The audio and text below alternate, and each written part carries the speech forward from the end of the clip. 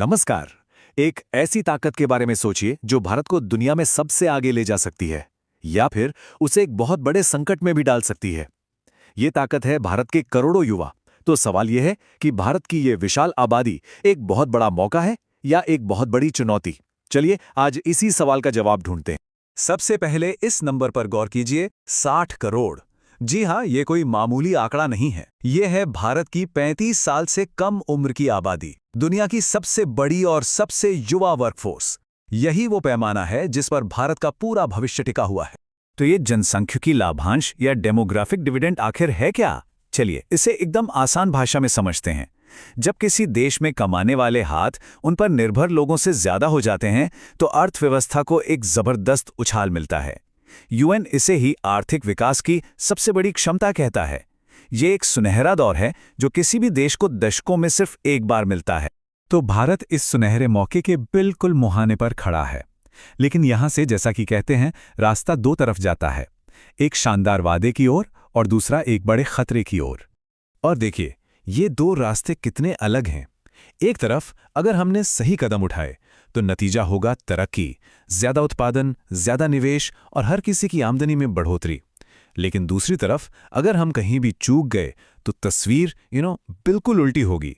करोड़ों बेरोजगार युवा, नौकरियों की कमी और समाज में बढ़ता तनाव। दांव पर सचमुच सब कुछ लगा है। ये नंबर्स कहानी का एक बहुत ही जरूरी हिस्सा बताते हैं। जरा 2020 पर गौर कीजिए।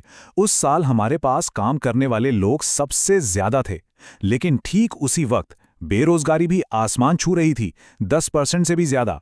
ये दिखाता है कि एक झटका, जैसे कि महामारी, कैसे हमारे सबसे बड़े मौके को हमारी सबसे बड़ी चुनौती में बदल सकता है।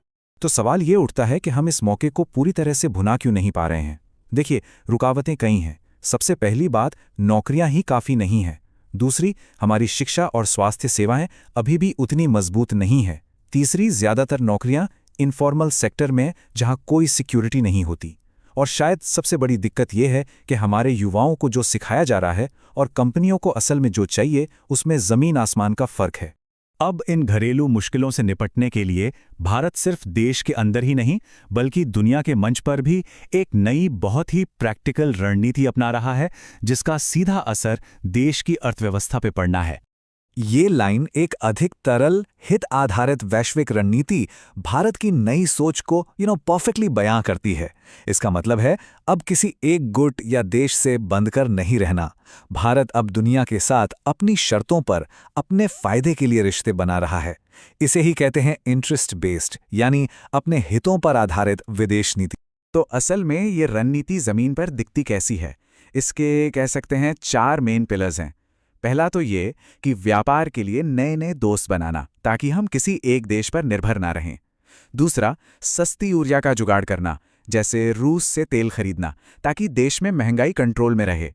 तीसरा, चीन के साथ सावधानी भी बरतना और व्यापार भी करते रहना। और चौथा, अपने स्किल्ड युवाओं के लिए जापान और रूस जैसे देशों में नौकरियों के नए दरवाजे खोल।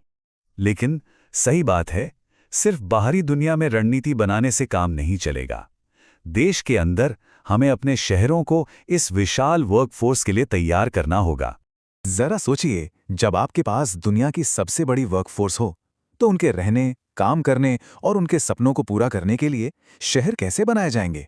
ये एक बहुत बड़ा सवाल है। इसी बड़े सवाल का जवाब है भारत का स्मार्ट सिटीज मिशन। और इसका मतलब सिर्फ फैंसी गैजेट्स या टेक्नोलॉजी नहीं है। इसका असली मकसद है बुनियादी चीजों को ठीक करना, जैसे 24 घंटे बिजली, आने जाने के लिए अच्छा पब्लिक ट्रांसपोर्ट, रहने के लिए सस्ते घर और बेहतर स्कूल, अस्पताल। कुल मिलाकर लोगों की जिंदगी को आसान और बेहतर बनाना। और फरीदाबाद का ये जो विजन है ना, वो इस मिशन की असली आत्मा को दिखाता है। आखिरकार स्मार्ट शहर बनाने का लक्ष्य स्मार्ट टेक्नोलॉजी नहीं, बल्कि अपने नागरिकों के लिए एक बेहतर जिंदगी बनाना है। क्योंकि जब लोग बेहतर जिएंगे, तभी तो देश की तरक्की में अपना बेस्ट दे पाएंगे। लेकिन एक बात है, ये सब करने के लिए हमारे पास वक्त बहुत कम है। ये एक ऐसी दौड़ है जिसे हमें हर हाल में समय रहते जीतना होगा। ये टाइमलाइन देखिए, ये बिल्कुल साफ साफ दिखाती है कि ये मौका हमेशा के लिए नहीं रहने वाला। ये गोल्डन पीरियड 2005-6 के आसपास शुरू हुआ, 2041 में अपने पीक पर होगा और 2055 तक खत्म हो जाएगा। मतलब जो कुछ भी बड़ा करना है अगले 20-25 सालों में ही करना है। घड़ी की सुइयां आप कह सकते हैं बहुत तेजी से घूम रही हैं। तो हम वापस वहीं आ गए जहां से हमने ये पूरी बात शुरू की थी। भारत इतिहास के एक ऐसे दोराहे पर खड़ा है जहां से एक रास्ता अभूतपूर्व सफलता की ओर जाता है और दूसरा गहरे संकट की ओर। ये 60 करोड़ युवा भारत की सबसे बड़ी ताकत बन सकते हैं या उसका सबसे बड़ा बोझ।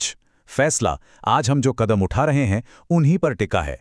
भविष्य लिखा नहीं गया है, उसे अभी लिखा जाना बाकी है।